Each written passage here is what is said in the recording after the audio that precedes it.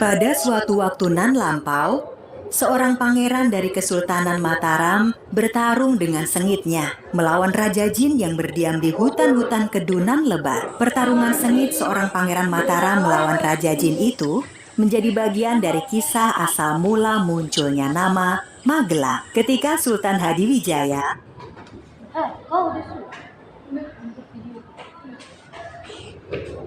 penguasa Kesultanan Pajang wafat, maka anak angkatnya yang bernama Raden Sutawijaya menggantikan kedudukannya. Pusat pemerintahan kemudian dipindahkan dari Pajang ke Mataram.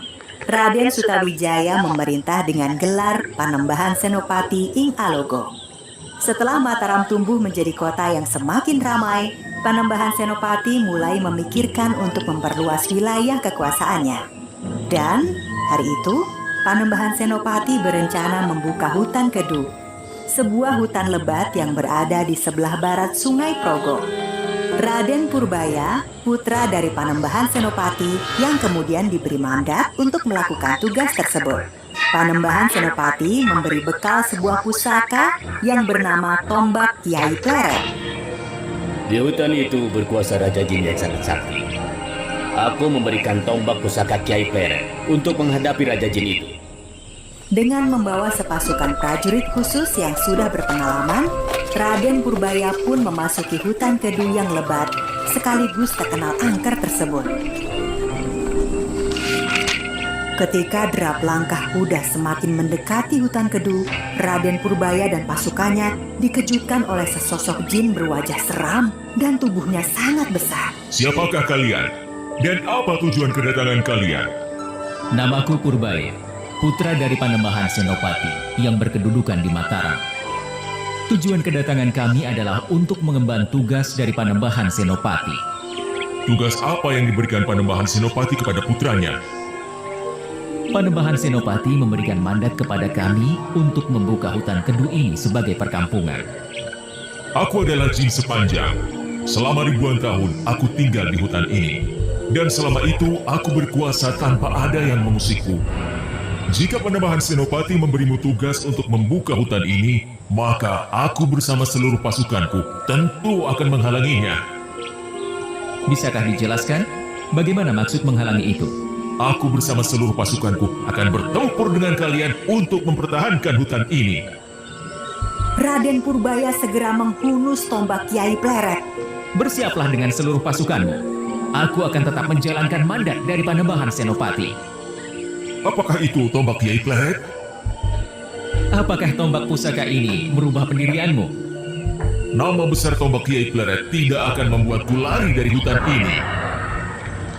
Pertarungan itu tidak terelakkan. Berbekal senjata pusaka tombak Kiai Pleret, Raden Purbaya bertarung melawan Raja Jin penguasa hutan Kedu. Pertarungan sengit juga terjadi ketika pasukan jin menyerbu pasukan berkuda Raden Purbaya. Setelah beberapa lama, pertarungan sengit antara Raden Purbaya melawan Raja Jin itu mulai memperlihatkan hasilnya. Raja Jin semakin terdesak. Terkaman tombak Kiai Pleret membuat Raja Jin itu semakin ciut nyalinya. Ketika semakin terdesak, Jangan kamu kira aku sudah menyerah. Aku pasti akan menuntut balas kepada kalian. mengetahui rajanya melarikan diri, pasukan jin itu jatuh moralnya. Pasukan berkuda Mataram pun dengan mudah menumpas mereka. Setelah berhasil mengatasi masalah dengan Raja Jin dan pasukannya, Raden Purbaya pun memimpin pasukannya membuka hutan Kedu. Tidak berapa lama kemudian, sebagian dari hutan Kedu itu sudah menjadi sebuah desa kecil yang sangat subur. Banyak warga yang berdatangan untuk menetap di desa baru tersebut. Di antara yang menetap di desa baru tersebut adalah Kiai Keramat beserta istrinya, Nyai Bogem, dan anaknya, Roro Rambat. Tidak beberapa lama kemudian, Roro Rambat menikah dengan salah satu perwira Mataram yang bernama Raden Kuning. Pesta pernikahan itu digelar dengan sangat meriah. Kemeriahan pesta itu pun menarik perhatian Raja Jin yang sedang mencari jalan membalas dendam. Raja Jin itu sepertinya menemukan cara untuk membalas dendam. Dia merubah dirinya menjadi manusia kebanyakan. Esok harinya, setelah pesta pernikahan telah usai, Kisana, siapakah engkau ini? Ada tujuan apa sebaiknya datang ke sini? Kiai, nama saya Sultan. Saya adalah pengelana yang ingin mengadu nasib di desa ini. Jika Kiai berkenan, saya ingin bekerja sebagai pembantu di rumah Kiai. Baiklah, desa ini memang masih dalam tahap pengembangan. Jika mau bekerja keras, kamu punya peluang besar di desa ini. Terima kasih banyak, Kiai. Saya akan bekerja sebaik-baiknya. Sonta pun bekerja sangat giat untuk menutupi penyamarannya. Ketika malam tiba, dari mulutnya, Sonta mengeluarkan asap putih tipis. Asap putih itu menyebar hingga ke penjuru desa. Pagi harinya, Ada apa? Sepagi ini kalian tergopoh-gopoh seperti dikejar Raja Jin. Raden, bahaya. Desa ini dilanda bahaya. Tenanglah. Bahaya apa yang kamu maksud? Beberapa warga desa dan prajurit kita ada yang mengalami sakit mendadak. Sakit mendadak? Sakit apa mereka? Apakah sudah diobati? Maaf Raden, mereka yang terserang penyakit mendadak itu sudah meninggal semuanya. Apa? tanpa menunggu lama, Raden Purbaya segera melihat deretan jenazah yang tidak sedikit jumlahnya. Dia sangat heran dengan penyakit aneh yang menyerang warga desa dan prajuritnya. Tapi, penyakit aneh jenis apa ini? Entahlah Raden, kemarin tidak ada gejala apapun. Pagi tadi hamba menerima laporan bahwa ada beberapa warga dan prajurit yang tiba-tiba seluruh tubuhnya mengalami kesakitan. Tapi baru saja hamba hendak memeriksanya. Mereka semua sudah meninggal. Tingkatkan kewaspadaan. Aku akan menghadap Ayahanda Panembahan untuk melaporkan masalah ini. Raden Purbaya segera bertolak ke Mataram untuk melaporkan masalah penyakit aneh itu kepada Panembahan Senopati. Panembahan Senopati yang mendengar laporan tersebut sangat terkejut. Purbaya, tunggulah semalam lagi. Aku akan memohon petunjuk kepada Yang Maha Kuasa. Masalah di luar jangkauan kita hanya bisa dipasrahkan kepada Yang Maha Kuasa. Malam itu, Panembahan Senopati bersemedi di ruangan pribadinya. Beliau berusaha mendapatkan petunjuk dari Yang Maha Kuasa tentang wabah penyakit aneh yang menimpa desa baru di hutan Kedu. Esok harinya, Panembahan Senopati segera memanggil Raden Purbaya.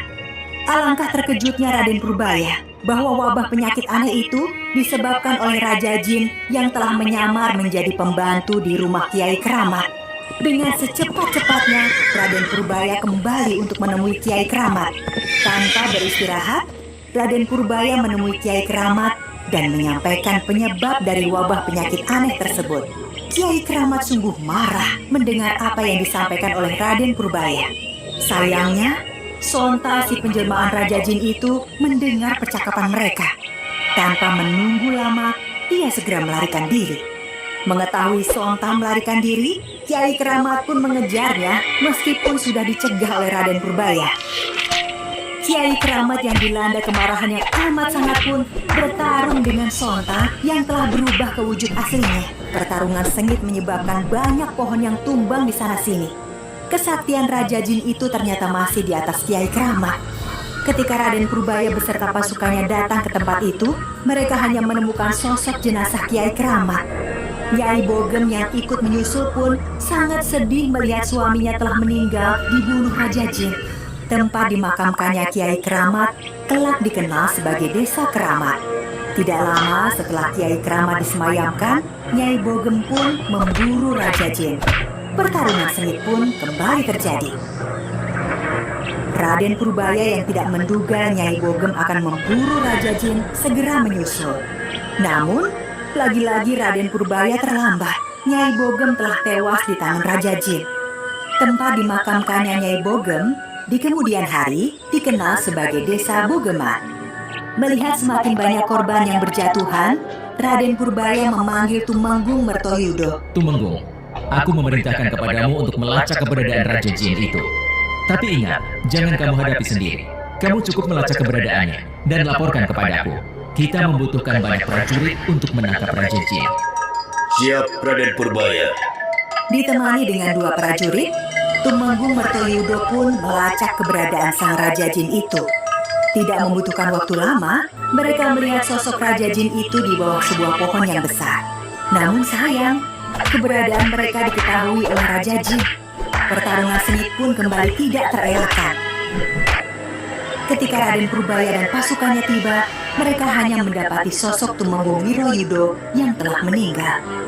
Raden Purbaya dan pasukannya kembali memakamkan korban dari Raja Jin. Tempat dimakamkannya Tumenggung Wiroyudo itu kemudian dikenal dengan nama Desa Mertoyudo.